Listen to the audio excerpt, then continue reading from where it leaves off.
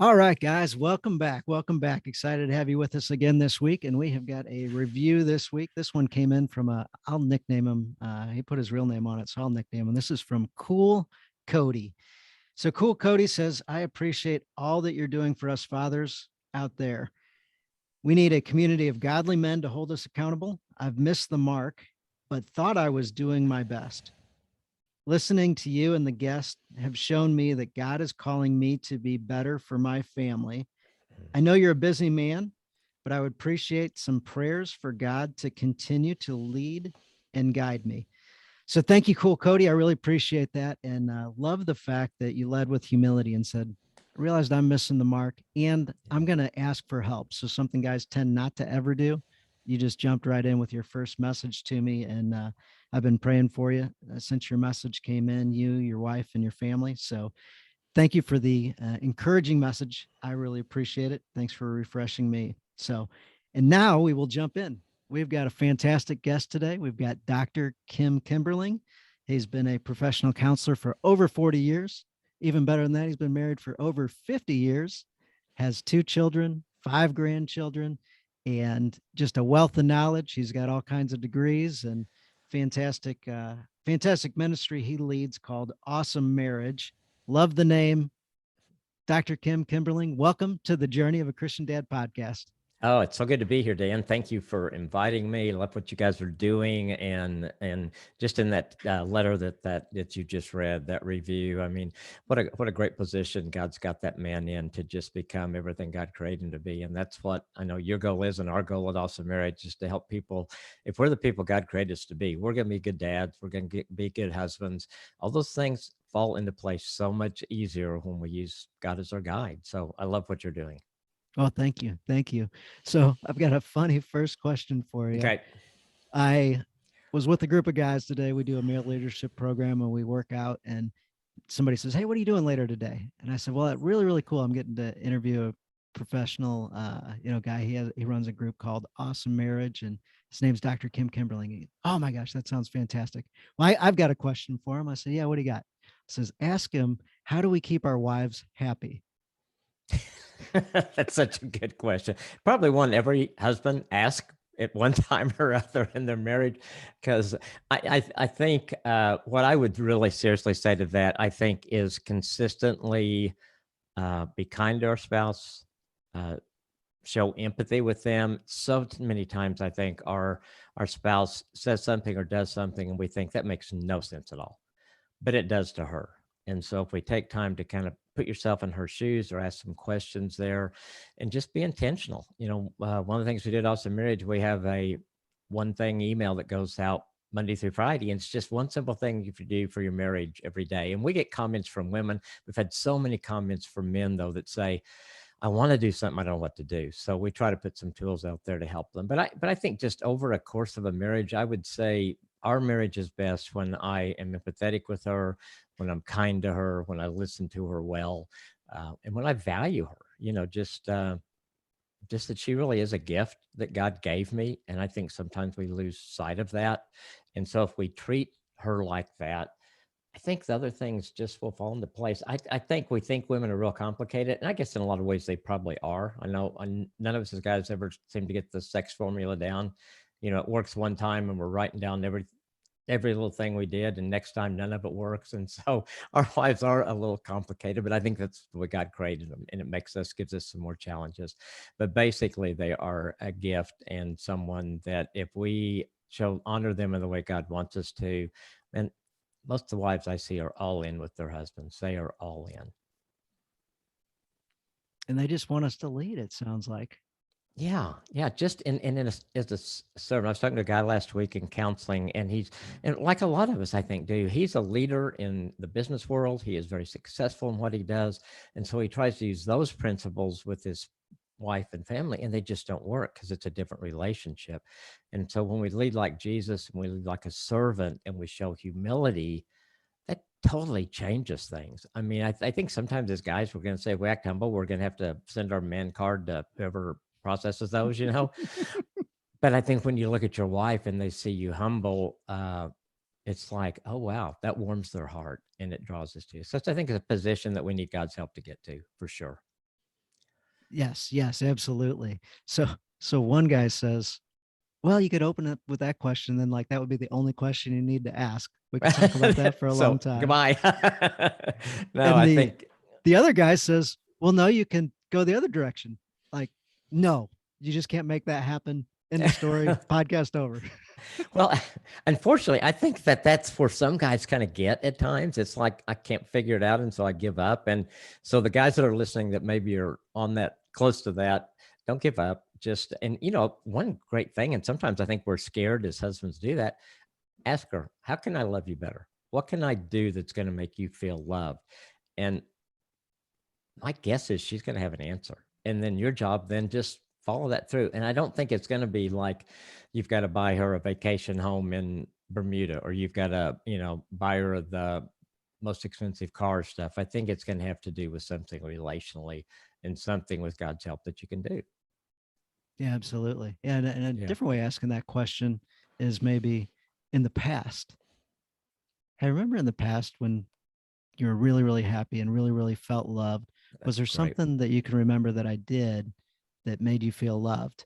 And a lot of people talk about Gary Chapman, and Oh, I yeah. was reviewing some stuff yesterday, and I was thinking about gifts, buy them gifts, buy them gifts, buy them gifts. And somebody mentioned that a gift had to be of value, it had to be monetary.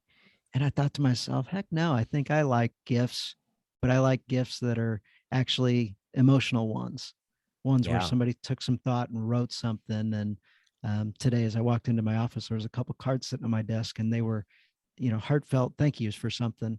And one of them actually was speaking a little bit of life into me. And I'm like, man, this is awesome. I like how cool to be surrounded by people that encourage and thank and appreciate you for specific Yes. things. And so when you mentioned about your wife being a gift from God and treat her that way, like, oh, that's it. Like, if we can speak life into our wives and appreciate our wives and just know that she's a gift from God and treat her that way, I do think that that really, really helps out the marriage relationship, like immeasurably. Yeah, yeah. You made remind me of a guy that had been getting freedom for a long time. And this is probably 10, 12 years ago that he told me this. And I said, you guys seem to be doing really well. And he said, well, I looked and looked at the chores she does in the house. She's a great housekeeper. And I asked her, what's the thing you hate doing the most? And she said, I hate to clean the toilets. I started cleaning the toilets. He said, our marriage has been so much better because I clean the toilets. Well, I think it just showed that he cared. He listened. And he didn't like clean toilets either. It wasn't like he was on, oh boy, I get to do something I really like. No, but it showed how much he cared. And it just connected with her. That was a gift to her. That was a gift because that took a chore that she dreaded, didn't like, out of the things she had to do every week. And so sometimes I think we can complicate it or think, well, I didn't spend, I only spent $10 on that. I probably should have spent 50 or something like that. But no, it's really what comes from your heart. And it could be a gift. It could be something, she's been wanting for a long time. And so you scrimp and save and figure out how to get it for her and then surprise her with it. But it doesn't have to be something that involves money. No, no. And I like that. I love that. What's a chore that you do that you Yeah. absolutely can't stand doing? Now you got to, when you ask it, you got to be ready to do whatever she says. So don't ask it if you're just going to let it hang there, because then you're going to go backwards, and that's not good. No, no, that's not good. And it's funny you mentioned that my wife actually hires out cleaning the bathrooms. Yeah. See, I don't think that a lot of women probably they just see that as part of one of the things. If they are stay-at-home mom or they don't have help, and they kind of feel that's something I want to or need to do, and so yeah, One day she came up with the idea and she said, this is what's going to happen. I said, really? What is it about? She's, I can't stand that chore. I said, okay. And she goes, well, that seems like a way to solve it. Okay. End of yeah, discussion. and that's where his husbands would go. Okay, Yeah. Yeah. And then yeah. she followed through and brings her so much joy to know that every other Monday, all the bathrooms in the house are clean and she doesn't have to think about it. Isn't that great? Yeah. And I see how happy she is. I'm like, why was I probably going to impede that? Why was I going to get in the way of that? We can't afford that. We can't do. Yeah. Yeah. So Yeah. I had a family one time and they had 4 kids, and her quote hell each day was 5 to 7 before he got home to get him to 7. And the kids were, she's trying to fix dinner, she's trying to get things done. Kids are all over the place. And he came up with the idea, why don't we see if we can hire a nanny to come in between 4 and 7 when I get home every day? he said it was I can't remember what it cost him. He said it was the best money I ever spent. I came home. My wife is relaxing. The nanny's got dinner started. Oh, She's got the kids going. And I've got my wife back at night now, and I didn't have her back. I didn't have her at night for a long time. And so it is sometimes those simple things that can make a huge difference. And he would say, and they weren't wealthy by any means. He said it was probably the best money that we spent during those years when our kids were those ages. wow. That is So, mind blowing. I can't imagine coming home and having yeah. somebody else take care of all those things. Yeah, yeah. Especially, when you got 4 kids, and I think all of them were under 7, 6 or 7. I mean, they were young. Okay. Yeah. And Yeah. so, somebody's hanging on somebody all the time. And there probably wasn't a second of the day she didn't hear mama from somebody. And so just to have that break just rejuvenated her and made her much more pleasant, he said, at dinner. And then we put the kids together and we have a nice evening. We may just sit there and watch something together, or we may talk, but the stress that we had before is gone. So I love that idea. And I love that he came up with it. Yeah. Yeah. Absolutely. It That was is really that is a good. really out of the box one. I haven't heard that one before. Yeah, and she wasn't gonna throw water on that, I'll tell you. She was all in on that deal. Yeah, I've only got two children, and they're both 9 and 8 right now. Oh, But that's I good. often see the guys with 4 and 5 and 6 kids, and I think to myself, how in the heck, I know. especially when they're in the younger ages, how in the heck do they put it together and show up wherever they show up with a happy face? It is amazing. Yes, yes. On the other hand, I wouldn't have less kids. I love No, both of them so much. exactly, exactly. They're all a blessing, and I think we realized that. I remember when our daughter was getting ready to be born, and I thought, can I love her as much as I loved my son? And the answer is yes, you do. And I think it showed me, I think what helped me, our pastor did something one time, and he said, he was talking about, when your kids come to you, you always pick them up, you always love them. He said, God looks at us, he loves each one of us the same. He said, he's going to give you the ability to love each one of your kids the same, whether you have one or 10 or however many you have, he will. And kids are such a blessing. And then you're years away, but grandkids are just another step up. They're special. And I think it's because we get a little older, a little more mature. We don't feel like we feel responsible to pour into them, but not at the level you do as a parent. I'm not having to provide day to day for them. I'm not having to do the things that their parents have to do. I get to love on them and play with them and go to their games and cheer them on and encourage them and all those kind of things. So you mentioned God giving us the ability to love each of our children. So we actually have a question that came in from a listener, and he Okay. says, how do I spread my attention to all of my children? I've got 2 married daughters with kids, 3 teenagers, and a 12-year-old, and they all like different activities. How do I pay attention to each of them individually? Yeah, that is such a good question. And I think that's one of those with him, I could see him being, I'm overwhelmed.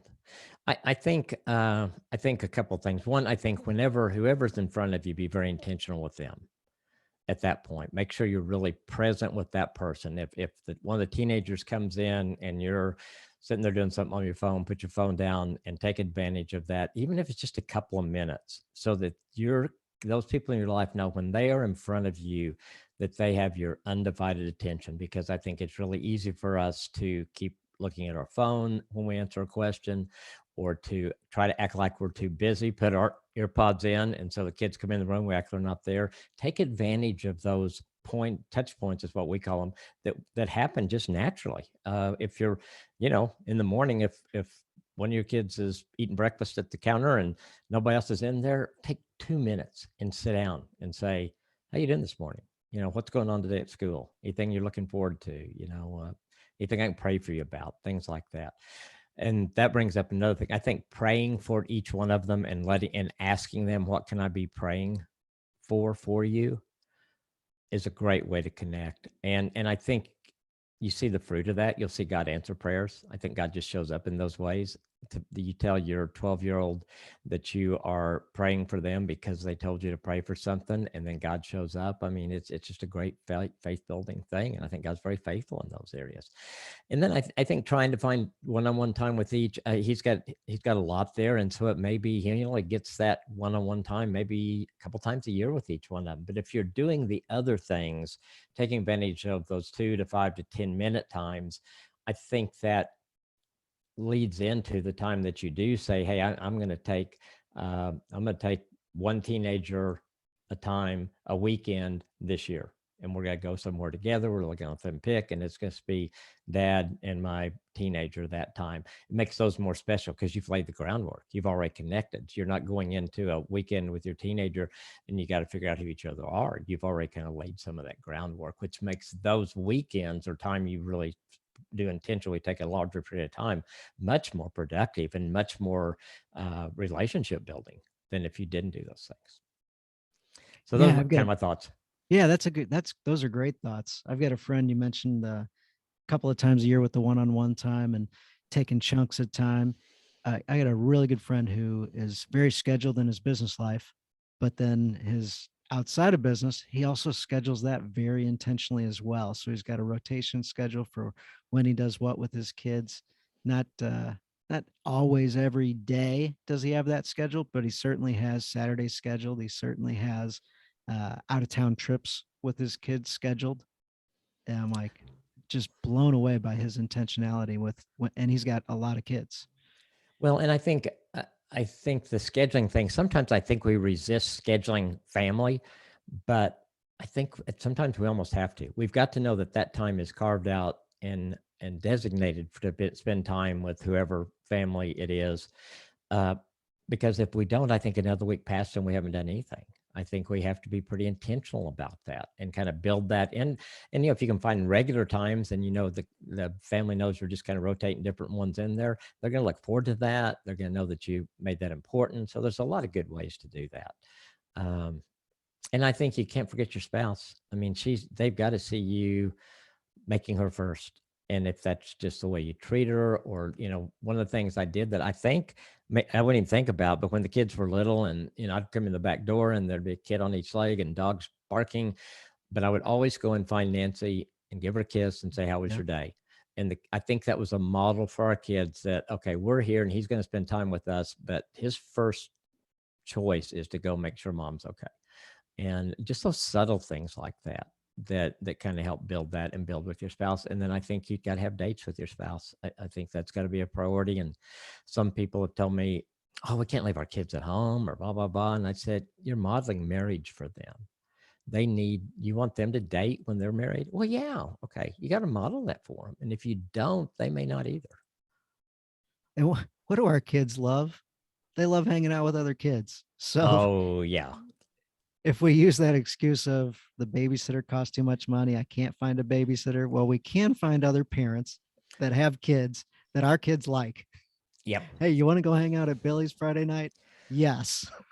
Absolutely. And I think that's a great point you brought up, because I think we did that with some friends that we really loved and cherished and trusted very much with our kids. And this with us, they trusted us with their kids. Yeah. And you get another couple that's doing that. Well, and I think when we would have another couple or two's kids, and so we've got 6 kids in the house instead of 2, we made it fun. It wasn't like this was a burden. We whatever age they were, we either did pizza in a movie or we did something. If it was summer and we could stay out later, or we'd do stuff and just make fun out of that. And then your turn comes and it's just the two of you for an evening. So all of those things it's just taking the time to book those things, because I think a lot of times we think of some good ideas and we just don't follow through with them. Yeah, absolutely. We had some friends over. They've got daughters my daughter's age, and it was a Friday night. We did a little fire pit. The girls were down in the basement. We were out on the deck, and after the evening was over, mentioned about what a nice date night it was, and my wife said, "That wasn't a date night."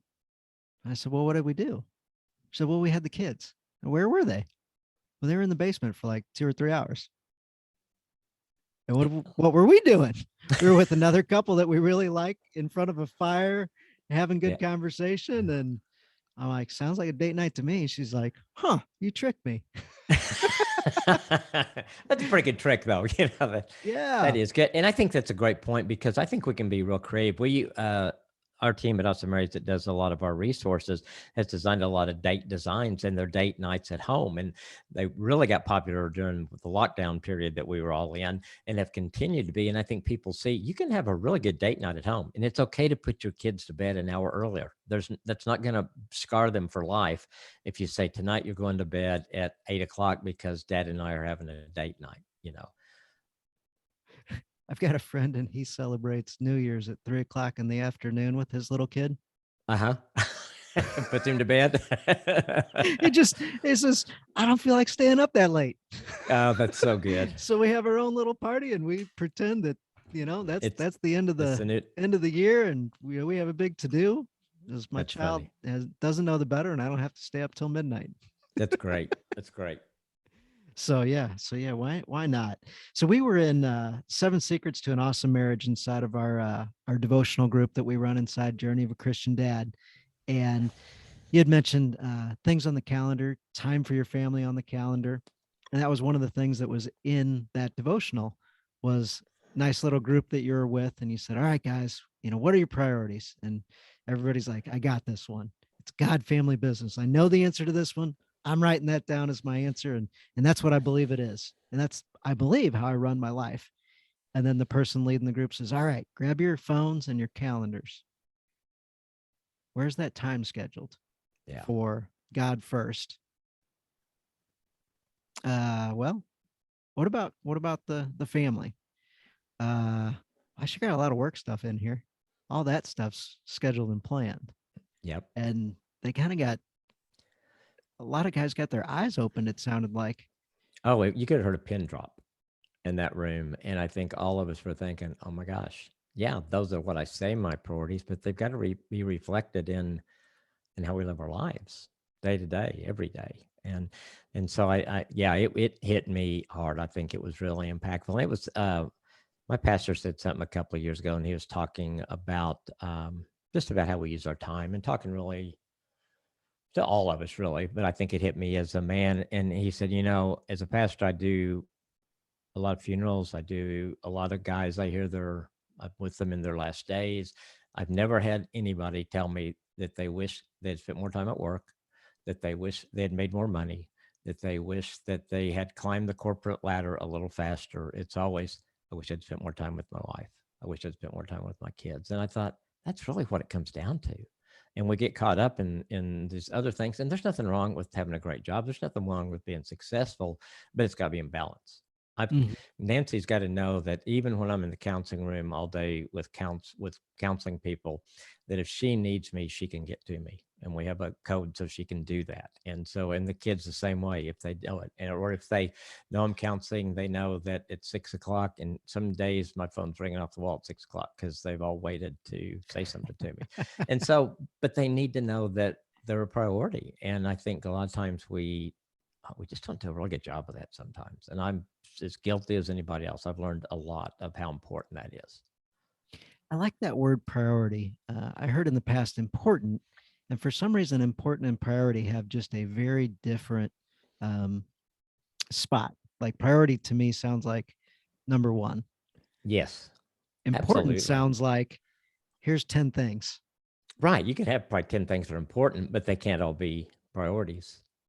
I guess they could, Yes. but you'd go crazy. There's no way you could do it. Yeah. Right. So yeah, when I started putting my wife as the priority, God first, wife second, and truly filtering things through that filter, I'm like, this is different than my wife is important. It's so good. One of the And things that we do in counseling, and I do with a couple a lot of times, is I use the 1 to 10 rating a lot. I'll say, okay, let's rate. Okay, these are the things. You got your wife. Where is she? She tells me that she feels like she is a 3. No, she's a 10. I say, okay, between 3 and 10, what can you do this week to make her feel closer to that 10? You may not hit a 10 this week, but move that direction and see what it is. And sometimes just that mental visual helps us say, okay, she doesn't feel, I think, because I think a lot of times as guys, we think we're hitting out of the park when we're not. And a lot of times that comes down to communication because our wives want more relational communication. And so you've told them the bullet points of your day and stuff like that. And you're sitting there feeling pretty good about yourself, but you didn't talk about how you thought about that, or something that she can really grab onto, or something like that. And so I think it's taking the time. Okay, if she's a priority, how do I really make her feel that way? And it's going to be her definition more than it is yours. Yes, yes, absolutely. Yeah, Yeah, definitely her definition. That's yeah. I think something where guys goof it up. We do. We do. Her definition should be watching the ball game with me, but,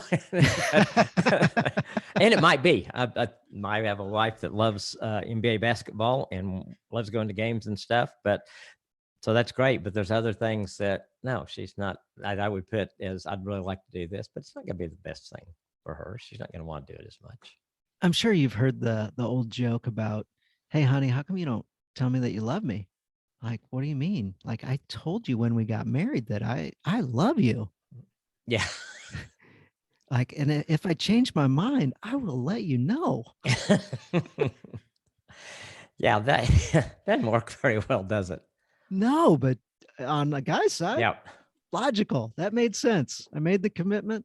Like, exactly. why do I need to tell you that every day? Was it James Dobson that first came up with the love tank idea of our wife has a love tank and you got to fill it up every day. And guess what? It runs empty every day and you got to Every fill it up day. again. That hit me so well the first time I heard that. I thought that makes so much sense because I think as guys, we would love to knock it out of the park today and then coast for a week or so. And then we'll knock it out of the park again. And we don't have to knock the park every day, but we've got to be intentional every day with our wife Yeah. because that love tank goes hers. There's a hole in the bottom of their love tank, I guess, because it goes out pretty quickly. Yeah. And guys go, okay, all right. So I do tell her I love her every day. Well, Okay. yeah, and tell her, look her in the eyes. Don't do it as you're walking out the door thinking, oh gosh, what did I forget? Oh yeah, I love you. And so you slam the door and you're gone.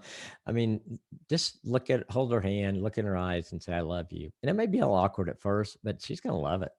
She may think you've gone crazy for a few days, but if you're consistent with it, she'll think he may really mean this. I mean, she Yeah. probably knows you love her, but we quit pursuing our wives. And I talk about that probably more than I used to because I think there's so many more distractions that we have in our lives now. And so we don't take the time to pursue our wives. And again, it's not rocket science. It's just being kind. It's saying nice things to them. It's doing a Bible reading plan with them. It's praying for 2 minutes with them. Maybe before you leave for work every day, you just say, hey, let's just pray for each other's day. How can I pray for you? And if you don't feel comfortable praying out loud, you can pray silently or saying, I will pray as soon as I get in the car. I'm going to pray for that for you. Just some way that we connect with them every day. Can you give us some examples or a story or just expand on that a little bit more? Because some guys just said, whoa, whoa, what do you say? Like, that's On the too praying much. part, That's or too much. yeah, I think, and let me go back to this is why I'm so adamant about couples praying together. Nancy and I never did pray together until our wedding night. And we may have said grace at meals and stuff like that, but not really prayed. And so, so we're in our hotel room and she's just come out of the bathroom. She's got this beautiful nightgown on. I'm not thinking about prayer. Other than thanking God for how beautiful she is probably. And she says, we need to pray together. And I said, okay. And well, she had been mentored by a really godly woman in the months before our marriage. And she said, the most important thing you can do is pray together. So that night I said, I know the Lord's Prayer. And she said, I do too. So we knelt on our wedding night and said the Lord's Prayer together. And we have prayed 99% of the nights of our marriage. We prayed when we were mad. We prayed which is not a lot of fun because you make sure you're not touching each other when you're praying. You can't be holding hands if you're mad at each other and you're praying. And so, but we would, and so I was very uncomfortable praying out loud. And so we would get to where we'd kind of share, okay, what should we be praying about? Or what should we pray for our marriage? And then we'd just hold hands and pray silently and then we'd say the Lord's Prayer. That was a tradition we both grew up in. So we knew that.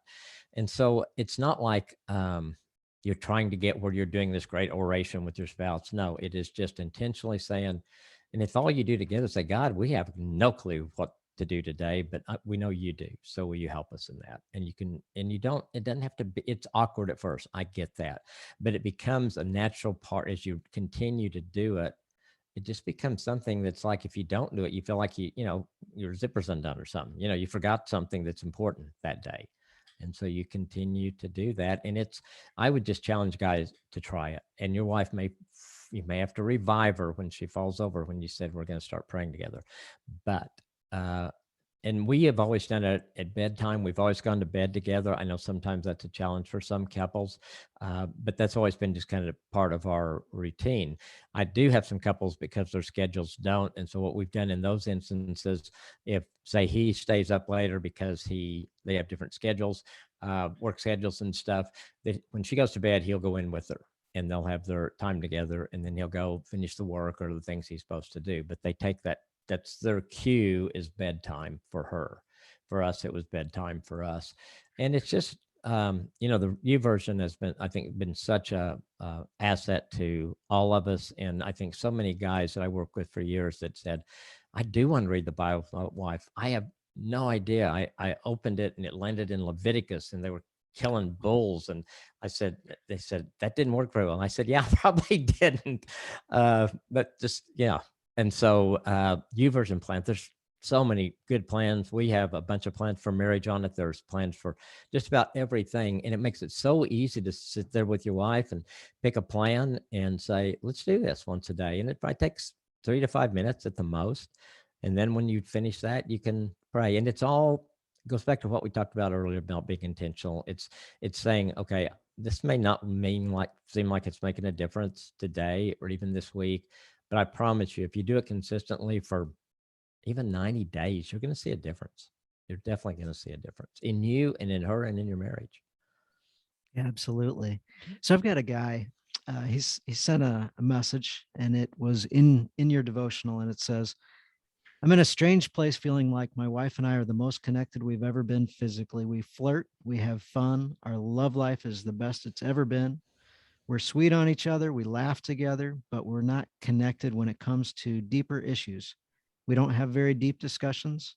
I think that's because those deeper areas are where all the wounds are and where we're vulnerable as a couple. So long as we don't touch on those deep issues, we're able to have fun and flirt and be connected everywhere else. I'm honestly scared to try to delve deep because I don't want to sacrifice all the progress we've made in the other areas of our marriage. It's strange. I want the deep connections, but I'm worried that it'll come at the cost of losing what we have. Yeah, that's a good question. So it's basically there's still that elephant in the living room is there. I would say I would encourage them to go to counseling. I think having a Christian counselor that is trained to help them walk through that, to help them get at the wounds that can be healed and make their marriage better, and at the same time keeping them together. Okay. And what I always do with a couple is you're a team in this. It's not one of you by yourself, or you're a team in this. And so if the wound comes up with the husband, then the wife comes alongside him. And how can I help you? And how can I help you through this? If it's something between the two of them, they put the problem in front of it and attack it together to heal that wound, whatever that's been. Maybe it's been a past infidelity. Maybe it's, a trust issue or something, but you work on it together. And I think so many times in counseling, a couple comes in and they've been fighting over this problem, wanting the other one to do it their way. And when I can get them to become a team and address the problem together, it makes all the difference in the world. So I think the guidance of a counselor could really help them. And if you're looking for a counselor, I would ask your pastor to recommend someone, or if you have some friends that went to marriage counseling and were really happy with their counselor, maybe you go to that person. And when you go to counseling, it's okay to ask questions. I would rather someone come in and ask questions of me. What do you think about this? How would you handle this? Whatever is on their heart, than for them not to ask it. And if it offends the counselor to ask questions, you're probably not with the right counselor anyway. But make And sure you find someone you can trust and be comfortable with. and do you still do couple counseling? Yes. Yeah. Okay. All right. Yeah. I'm in the counseling center 2 days a week now. And then also marriage has the other 3 days. Okay. Very good. I'm like, I know you've got a lot going on, so I didn't know if you Yeah, have... I think it's just, I love counseling. I love seeing what God does in people's lives. It's rewarding, and it keeps me in touch with things that we need to address in awesome marriage, because the people I see are just a microcosm of our society in general. And the problems they're dealing with, most likely there's other people dealing with them. And so then I can go back to our team and say, I am seeing a trend here, this, like some of the things we saw during COVID, of people just, how do we handle this isolation together? How do we handle this lockdown? I said, we got to develop some stuff. We got to do some things to help couples get through this. And so then I can give the team that. We can develop resources or do a podcast and address those issues. So I love being in a counseling room. I plan, as long as people want to see me, I'll probably keep doing it. There you go. Well, Yeah. I'll give you a recommendation. So if you're listening and looking, reach out to Dr. Kim Kimberling. So Ecclesiastes Mm. 4:12 says, though one may be overpowered, two can defend themselves. A cord of three strands is not quickly broken. So when you brought up prayer with your wife, like that Yeah. three strands idea, so powerful. And when you involve God in your marriage and do that actively, it may take courage, may be uncomfortable, but I think that is just uh, so wise to push in and be uncomfortable. And when I see couples that are uh, doing it effectively, I'm like, wow, that is so awesome to see, whether they're 30-year-olds or whether they're 70-year-olds. Yeah. Like that's just a beautiful, beautiful thing, and you can see like just joy and how connected they are. Absolutely. And I think we need to stretch ourselves. Now that you can stretch yourselves too far, but stretching yourself enough to say, I'm going to give this prayer thing a shot, and I'm going to ask God to help me do that. And it is uncomfortable. And you can say that, say, God, I am so uncomfortable with this. It's going to have to be your deal if I make this work, and just give him a chance to show up. And, I think that's all God wants. Just open that door and he will come. He will show you. Have you got And any tips? Kids are around the house. You mentioned COVID also, kind of a yeah, pressure cooker situation. A little bit easier now, a little bit more freedoms now where we can go and do things. But at the same time, that pressure cooker situation's still there when your kids are, for whatever reason, just getting on each other's nerves, and then they start, whichever parent or maybe both parents they fight with and yell. It's not all the time, but it's, occasionally there's, or maybe it is all the time. But have you got yeah. any tips on, especially when your spouse, whether it's the husband or the wife, um, is just getting at it with the kids, and the kids just are relentless and wearing them out, where they're just physically and mentally exhausted? Yeah. I think I've one couple things. I've had couples families do a reset and I talk to the parents first. Okay, what do you want this to look like? What would you like to see change? And then we kind of work through and refine that, because if they're expecting their kids never to bug each other or never to harass each other, that's not going to happen. But you can also put some parameters and say, you got to be respectful when you do it. You can kid your brother and you can do stuff, but we're a family. You don't tear each other down. So parents come together, and then you bring the kids together and you get them to buy in, and you ask them, what do you think needs to change? And I'll guarantee you will be surprised sometimes the answers that kids give you. They have answers. They've probably thought about it, and they probably don't like it any better than you do. You just get in the pattern, and mom and dad are yelling. So why shouldn't I yell? If I don't yell, I'll never be heard. And so I think that reset, and then say, okay, we're gonna have a family meeting every week, and we're gonna grade each other. We're gonna see how we did this week, and if we feel like, say you do it on a 1 to 10 scale, and everybody gets points, and you get them up and you average them, and say if it's an 8 or above, we're gonna go to your favorite pizza place on Sunday night. If it's not, we're gonna talk about what we need to do different, and just put some accountability in it. I think a lot of times we come up with some great ideas and they just fizzle. I'll talk to parents. Yeah, but yeah, we're great for a week. We just didn't follow up. You got to follow up, and you got to build that culture into it. One thing that a friend of mine named Greg Gunn, and he has a ministry called Family ID. And one of the things that he does with his kids, and he recommends, he says, if you can't be friends with your brothers and sisters, you can't have other friends over. We're not going to be, they've got to be your best friends.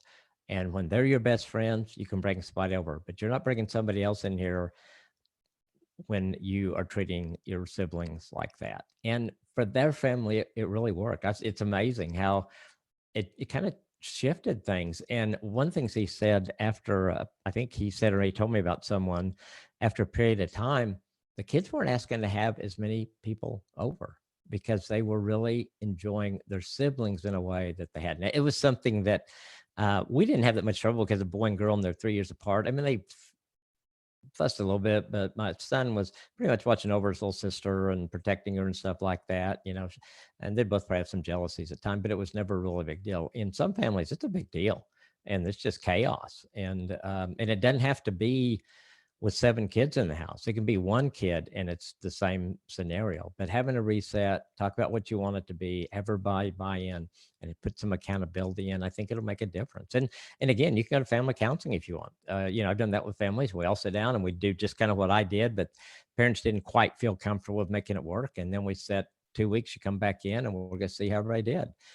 So sometimes an extra accountability person outside of the family can make a difference too.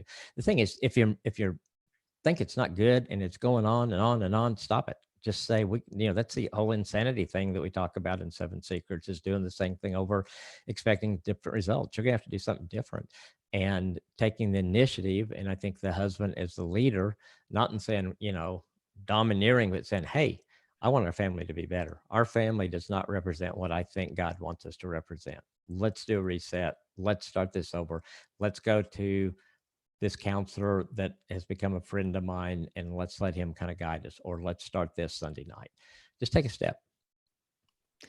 Let's talk about that leader side. So I think a lot of guys go, okay, that's cool. I'm the leader. I'm the man of the house. I can do what I want. I'm gonna be a little macho about it. Yeah. Can you help us, guide us a little bit there? Yeah. And, I guess this is where I always pull the Jesus card, because he was the greatest leader that ever lived. And he was a servant leader. He washed his disciples' feet. He died for us. He put others first, but he was still strong. I mean, he was a carpenter. The guy had to have some biceps, I mean, I think sometimes we look at him as just this meat guy walking around. I think he was a man. I think he, if he would have been prone to getting some fights, I think he would have won most of them, not just using his human power, not his godly power. And so I think when we see him be a servant to the people that are around him, and then the other thing, when he confronted people, he did it in love. He knew but he didn't chastise them, or, the woman at the well, he said, yeah, he knew what her life was. And he said, you need, just stop that. There's something better for you. And the woman was getting stoned and said, I don't accuse you. I want you to have a better life. And so that's the role we have to play. And it's hard. And I don't know that any guy ever gets it. Maybe Billy Graham did. He'd be the only one I think that might have. But I think the fact that we just need to continue to strive for that, and it makes a difference when we do. Have you got any tips? So sometimes, okay, I get Jesus. All right, he's a bit of perfection there. Yes. How might I move from where I am and understand that a little bit better? Better. One of the things that works for me is, if I think we're struggling with something or I want something to change, is just really consistently praying for it about it in my quiet time in the morning. And then at the end of the day, I do kind of an accountability thing with God. I said, God, with your help, I think I really did pretty good today, or God, I blew it again today. I need a different approach tomorrow. Can you help me do that? And I think that we don't involve God in our lives enough to know that he cares enough about that. When I lose my car keys, I pray, and they always show up. Okay, people may think that's crazy, but I guarantee you it happens. It happens. Yeah, I had a set of keys I'd lost for a year, never prayed about it. So one day I pray about it. I sit down on the couch. I never sit down, put my hand to the side just out of whatever. They're the keys that I couldn't find for a year. I mean, I don't know. I don't think those are coincidences. I think it's I God don't showing think us. they are either. I think it's God saying, if you need your keys, I'll help you find your keys. If you need your marriage to be better, I'll help you have a marriage. If you're going to be a better dad, I'll help you be a better dad. Whatever it is, just bring it to me. I got lucky. I got chosen to bring this nationally known speaker to lunch after he spoke, and we went to this restaurant. It's got this teeny tiny parking lot in front of it, and it's got these other parking lots that are pretty far away. So I knew I was going to park in the teeny tiny parking lot. I didn't even consider the fact that it was going to be full when we got there. And all of a sudden I felt all this pressure on me. How am I going to make a spot? And I'm like, okay, I'm not going to do it, but God is. Hey, God, You got the I spot. really could use a spot up front today, right now.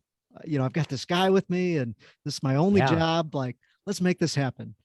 And we did one little lap around, and sure enough, car backs out, pulls away, only one. I didn't even see the person walk to the car. Like, wow, thank you, God. Magical. Well, what'd you do? What'd you do with that car, God? It's like, yeah. Oh, it No, was great. I love stories like that because I think at times we just need to realize that God cares about everything, the little things and the big things in our life. And sometimes I think we think, well, that's too petty to bring to Him. If we really have a relationship with Him and He's really our Father, He's going to make those things important to Him too. They're important to us like that. Yes, Yeah, so yes. it's cool, and I think it deepens our relationship with us, and I think those things help me have more confidence in doing some things that are harder. Because if you showed up there in something that nobody cared about but me, nobody cared about whether I found my keys in or not, but you did, so you're going to care about me trying to do this for Nancy that I haven't been doing very well. So, on a different note, some guys out there have wives that may have something going on, ADHD or some Yeah. other type, depression or any of those type things. Have you got any general or specific advice on how to be a great husband and support your wife through that? Yeah, I think because I think that happens a number of times. Anxiety. Nancy had panic attacks when we first married. Back when we were early married, there was so little out about it, so little help. I had no idea what to do, and I didn't handle it very well at first because I'd never had anxiety before. So I thought, well, just don't think about that, or just don't do that, which is the worst thing because she couldn't. She didn't want to do that either. So I So you think you wanted to give her the typical guy advice, man up, honey. Exactly. What's wrong with you? And so what I had to learn is I had to accept where she was, which was a huge deal. And then, okay, how can I help you? Well, you telling me that I shouldn't be doing that is not helping at all.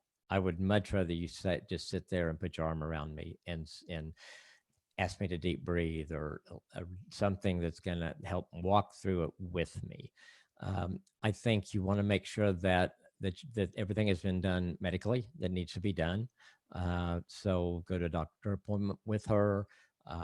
If she needs medication, encourage. If the doctor thinks that's good, don't walk out of there and say, "Oh, that's stupid. Nobody needs medication." No, support her in that and getting better, and just don't look at her. We all have issues, and some of the mental health issues are harder to deal with. But if I had a heart problem, Nancy's going to be there every day. She's going to make sure my diet's good. She's going to make sure I'm taking the medicine I'm supposed to take every day. Well, I think it's mental health we look at different. It really isn't. It's finding out what she needs, what works for her, what calms her down when that anxiety comes, what stimulates her ADD, and so um, those kind of things. Or does the medication, is it just making sure she takes it every day, that she asks you to help remind her because it makes a difference when she takes it? Just come alongside your spouse in that. You can't fix it, but you can be there for her and you can walk through it with her. Yes. Also, what about taking care of ourselves versus taking care of our spouse? Got to take care of yourself. Because if we don't take care of ourselves, when Jesus said love your neighbors yourself, I think He told us something there. I can't take care of my neighbor or my grandkids or my wife if I'm not taking care of myself. I'm not going to be equipped to do that. I'm not going to have the strength or stamina or any of those things to do that. And so I've got to take care of myself first. We hear that verse as a Okay. kid, and as a kid, we've got all the energy we want, everything Yeah. seems to take care of itself. And as a kid, I didn't hear the ending to that verse. And as an adult, I'm like, wow, that is such a Yeah. big, big part of that verse that I just didn't Exactly. understand as a kid Exactly. or didn't even hear as a kid. Yeah. Exactly. And Yeah. it just and I think it's hard for us to do that at times. I mean, I think as guys, we kind of feel we're invincible. Sometimes I don't think we really know how to take care of ourselves. For me, it's making sure I've got time with God and make sure it's time that I've just doing something I enjoy, or just, some things that just really relax me and help me calm down and those kind of things. And just help me put in a position where I'm better able to walk alongside Nancy or my kids or grandkids or whoever's in front of me at that point. So scheduled prayer, Bible study, whatever. what does that look like? And you, if we're to look at your calendar or just look at real life, like what was yesterday like? What's a typical Monday? Yeah, I always, my for years, I get up, I have a quiet time, I work out, and I've done that forever. To me, it's the best. I was always, when kids were home, it was the quiet time of the day when I didn't have to have, there weren't distractions, and I could really spend time with God. Exercise has always been important to me. I don't do good with exercise in other times of day. I've got to still be a little bit half asleep to get out and actually run or work out or what I'm going to do. And so that gets my life off to a good start that day. It helps me kind of get focused in the right direction. And then from there, I try to involve God in my day. When I'm in the counseling center, I pray with my clients, but I also pray before they come in and say, God, help me to be really present with them today. What God has taught me is that He wants to be a part of all my day. And so I've gotten so much better about just whatever it is. If I'm going into electronics store, the prayer probably should be, God, help me not to buy anything on this trip. Let Right. me just look and not touch. But just asking His help in that. Sometimes God will lay one of my grandkids on my heart. I'll be thinking, what are they doing right now? So just to pray there. Nancy and I got really good at this, doing this together. Probably when our kids were teenagers, not because they were bad teens, they were really good. But being teenagers is tough, and Yeah. there were temptations, things in front of them, and we'd be talking about, how do we handle this? Do we let them go to this? Do we let them go to that? That kind of thing. And one of us would say, "Well, we pray about it," and we'd pray, and it was like the answer became clear. No, they don't need to go to this. They're going to be mad. They're going to think you're the worst parents in the world, but say no this time. And the next time it may be, say yes, this is okay. It just involves God in the middle of it. So I think the more that we get to going to Him all the time, where He becomes part of our life, and it's work. It takes time, but I think you begin to see. To me, it took a lot of pressure off because He's not going to make a mistake, and I am. He's not going to make a bad decision, and I am. And so, if we go to Him in prayer and He guides us a certain way, chances are it's going to work out really well.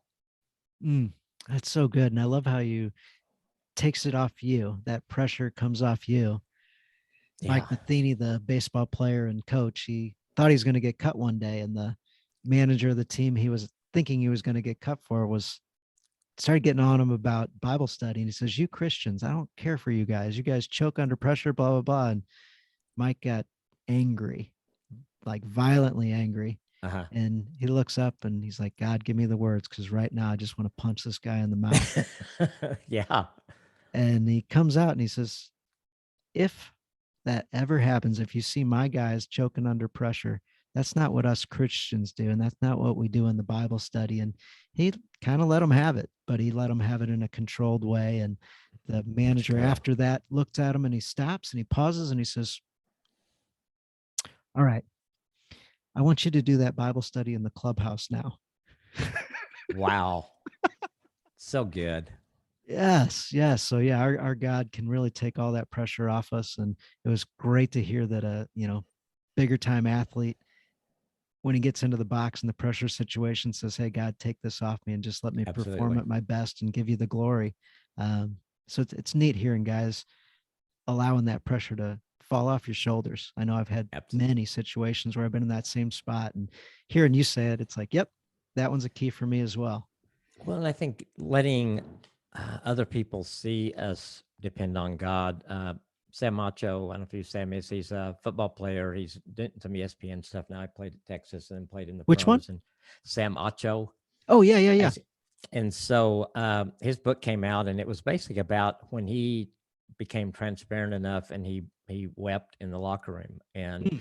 he said, I'm sitting there crying, and these 250, 300-pound guys around me, the toughest guys in the world, and said they surrounded me and loved me, and they and his whole point is guys, we don't sometimes do that and let ourselves be vulnerable with other guys and let them walk through some of those hard things with us.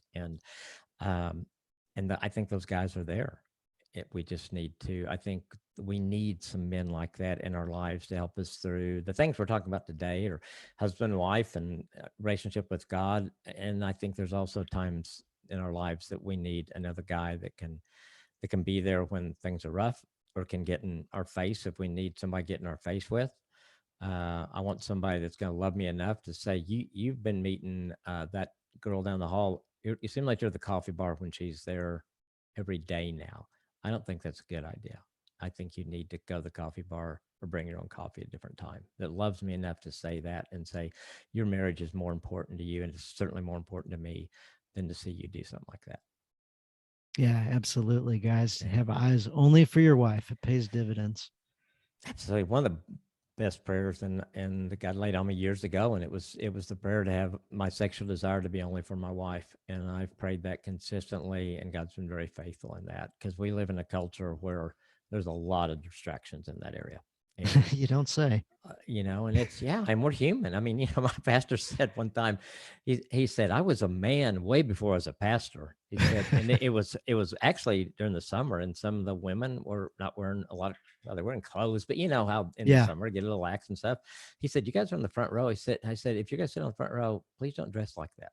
I was a man long before I was a pastor. Help me Woo. out. And I thought, yeah, that's honesty Yeah, absolutely. for So, sure. what's a great way for the audience to connect with you with your material? And I know you've got some downloads that you offered to the community. We do. Awesomemarriage.com. Our great web guru has just redone it. It's so user friendly. But it has all our resources on it. It shows how to sign up for our one thing. We have the one thing email that comes out once a week, or you can just go to onething.email and sign up. We have a marriage challenge that comes out for couples that somebody doesn't want to do something every day, that comes out once a week. And it's just like 5 bullet points to kind of focus you on your marriage. We have podcasts, also married podcast that comes out every week. It's me and Lindsay Few, who's our co-host, and Christina Dodson, and then we have a special guest each month on that, and so that's out there. Um, but everything we have a lot of resources. Our YouTube channel has thousands, literally, of videos on it on all kinds of subjects that we've created over the time. So we have a marriage retreat that's going on now that's online that you can sign up. The second one we've done. It's been I was wondering because the first time we did it was in COVID, and so people were home and thought, well, they don't have anything else to do, so they'll work on their marriage. We had the same amount of people sign up this time as we had last time, so I think Oh, people wow. see and I think there's something. I think one of the good things I think that COVID did was it helped people get familiar with Zoom. I Yes. can when it first came, nobody knew what Zoom was. I mean, I had friends, we have used it in Awesome Marriage for a long time, and people say, what is this Zoom thing? Now everybody knows that they're comfortable with teaching and those kind of things online. And so to have a retreat that you can do on marriage, and you can do it in your home, or you can do a weekend getaway, or you can do it one night a week, or whatever, to have the flexibility is huge. And so that's been very successful. We have a fair recovery course that is really good. We have a number of speakers in it, some that have been through it, some that are just great in helping people come out of that. So we're building up our library of courses. We have a prep for marriage, of things like that people can access and learn and grow through. So we're always trying to meet people where they are. We'll have a new series that comes out in January called Marriage 911, and it's 15 parts of the really tough things in marriage for the couples that are just kind of on the brink. Here's some things that can help you get your marriage on track. And so we're going to continue to develop courses, but everything is on the website, awesomemarriage.com. And you can always email me at drkim@awesomemarriage.com. I answer every email. We have a team that prays for people, that reaches out to people. I did a interview with the San Antonio Marriage Initiative recently, and the lady who did it, had done some research on it, said I've never seen a ministry that has the follow up that you guys do, and that's really important to us.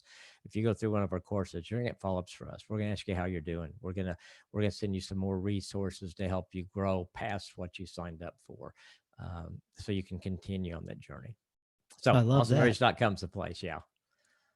So, have you got any parting advice? And also, I always ask the guests for a challenge. So, if you've got something to challenge guys to do from week to week, so something they can Sure. accomplish within 7 days, whether it's something small or even something big. So, any parting advice and a final challenge for us? And we've talked about a lot, and so I don't want anybody to walk away feel like I just got hit with a fire hose. I want you to just maybe just pray or say, what is one thing that I got out of that I think I can do starting today. Maybe it's cleaning the toilets. Maybe it's, okay, I'm going to try this prayer thing with my wife. Maybe it's just that you've been talking pretty rough to her and you just, I'm going to be kind for a while. And so I think I would take that one thing that you come up with and then just pray as God, help me to implement this in my life, to do this consistently every day this week, and then see what happens. That's great. And a lot of your material is bite sized, just like that.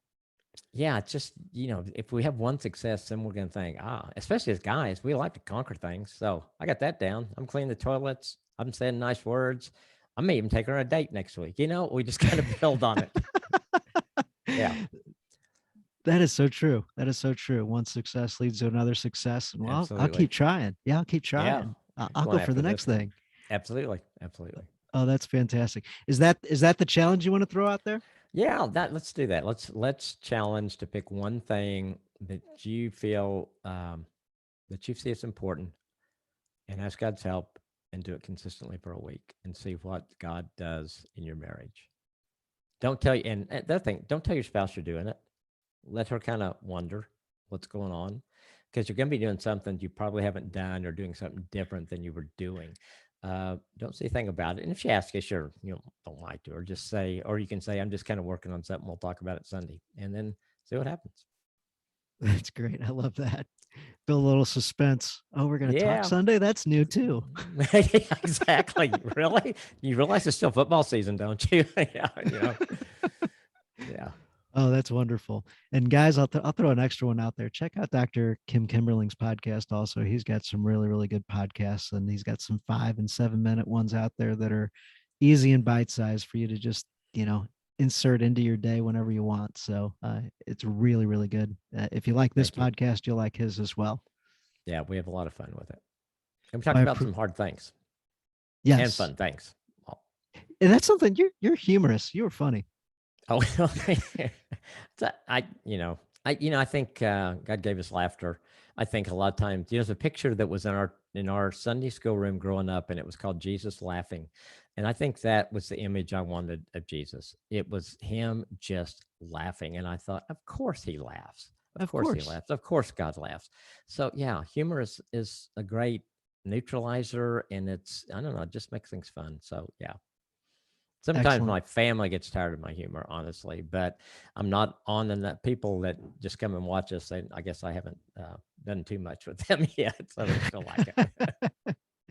Well, we appreciate you coming on with us today. Look forward to having you back again someday, and just love your material so much. And I hope my audience dives in just like I Oh, have. thanks, Dan. It was an honor to be here. It's fun talking to you. You have a great show. So excited for you and what you're doing and how you're helping change men's lives. And that's what it's all about. We're all in this fight together to help people have the lives that God has for them, whether it's individually or married, just a husband, father, whatever it is. And it's fun to connect with someone else that has a passion like that. Ah, well, thank you so much. All right. God bless.